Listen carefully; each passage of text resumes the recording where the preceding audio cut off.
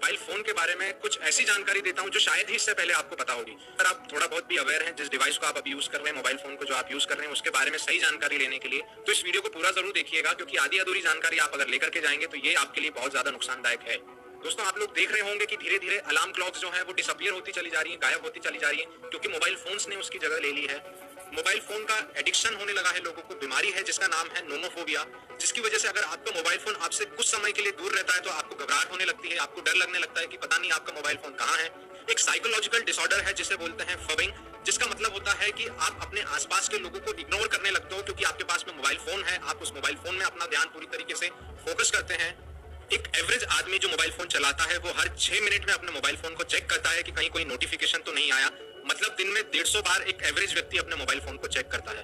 दोस्तों, इस दुनिया में जितने लोग नहीं हैं उससे ज्यादा मोबाइल फोन एग्जिस्ट करते हैं।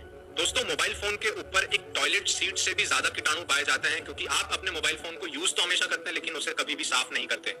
आपको ये बात जानकर के हैरानी होगी कि पृथ्वी में तो मोबाइल फोन्स हैं ही सही, अंतरिक्ष में स्पेस में भी एक मोबाइल फोन है जो कि गूगल ने लॉन्च किया था, जो कि है गूगल नेक्सस फोन। दोस्तों, जापान की एक स्टडी बताती है कि वहां पर 90% जो मोबाइल फोन होते हैं वो वाटर प्रूफ होते हैं। वो इसीलिए क्योंकि मैक्सिमम लोग वहां पर नहाते वक्त भी अपने मोबाइल फोन का यूज करते हैं। दोस्तों, एक और बहुत इंटरेस्टिंग बात कि साइंटिस्ट आपके फोन पर पाए जाने वाले केमिकल्स की स्टडी से ये भी पता लगा सकते हैं कि आप कौन से कॉस्मेटिक्स यूज करते हैं, आप कौन सा खाना खाते हैं, आपकी लाइफस्टाइल कैसी है, क्योंकि आप अपने मोबाइल फोन को इतना इस्तेमाल करते हैं। आज के समय में आप देखेंगे कि किस फील्ड में मोबाइल फोन का यूज नहीं हो रहा है। जब आपको ऑनलाइन कुछ बुलवाना होता है अपने घर में खाने के लिए, अपनी जरूरतों के लिए, तो आप मोबाइल फोन यूज कर रहे हैं। आप एंटरटेनमेंट के लिए मोबाइल फोन यूज कर रहे हैं, आप अपने लोगों से संपर्क में रहने के लिए मोबाइल फोन यूज कर रहे हैं, आप किताबें पढ़ने के लिए मोबाइल फोन यूज कर रहे हैं, आप पढ़ाई करने के लिए मोबाइल फोन यूज कर रहे हैं, आप सोशलाइजिंग करने के लिए मोबाइल फोन यूज कर रहे हैं। तो मोबाइल फोन की इंपॉर्टेंस दिन पर दिन दोस्तों बढ़ती चली जा रही है। इसका यूज तो कम नहीं होने वाला, इसका यूज इनफैक्ट बढ़ते जा रहा है।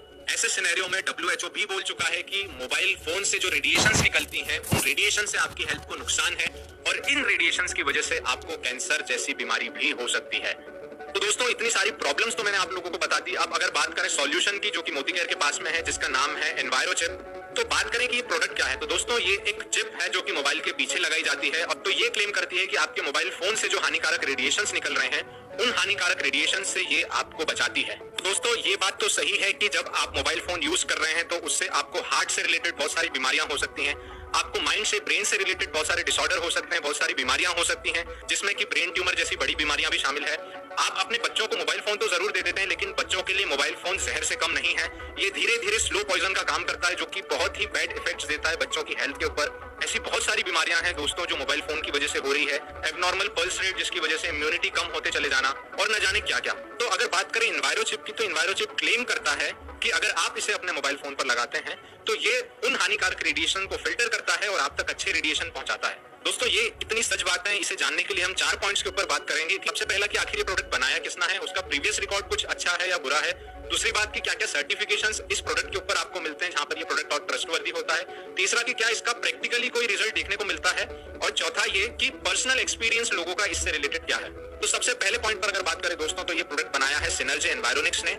सिनर्जी एनवायरोनिक्स की अगर बात करें तो ये कई सालों से रेडिएशन प्यूरिफिकेशन के कॉन्सेप्ट के ऊपर काम कर रहे हैं। रेडिएशन सिर्फ मोबाइल की वजह से नहीं है दोस्तों, रेडिएशन नेचुरली एग्जिस्ट करता है, ये हर जगह पर होता है। इनफैक्ट हमारी अर्थ भी रेडिएशन एमिट करती है, जिसकी वजह से बड़े बड़े स्ट्रक्चर्स, बिल्डिंग्स पर भी इसका नेगेटिव प्रभाव होता है। तो सिनर्जी एनवायरोनिक्स का यही काम था कि इन बिल्डिंग्स के ऊपर जो प्रभाव हो रहा है, जिसकी वजह से कई मैनर में नुकसान हो रहा है, तो ये उस रेडिएशन को ठीक कर चुके हैं। कई सारे ऐसे गवर्नमेंट प्रोजेक्ट्स के ऊपर इन्होंने काम किया है।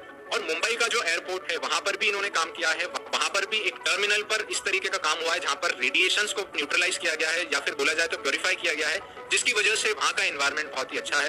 कई बड़े कॉर्पोरेट्स इंडिया के, उनके लिए भी सिनर्जी एनवायरोनिक्स ने काम किया है और इन प्रॉब्लम का सॉल्यूशन दिया है। तो सिनर्जी एनवायरोनिक्स की अगर बात करें तो वो एक्सपीरियंस है और इस तरीके के काम वो कई सालों से कर रहे हैं, और उन्हीं का प्रोडक्ट है एनवायरोचिप। तो अगर बात करें कि जिन लोगों ने इस प्रोडक्ट को बनाया है तो वो जेन्युइन है और ये प्रोडक्ट उनका पेटेंटेड है। इसका मतलब कि किसी और के पास में वो तरीका नहीं है कि किस तरीके से इस प्रोडक्ट को बना पाए, इसलिए ऐसा दूसरा प्रोडक्ट आपको बाजार में कहीं नहीं मिलेगा।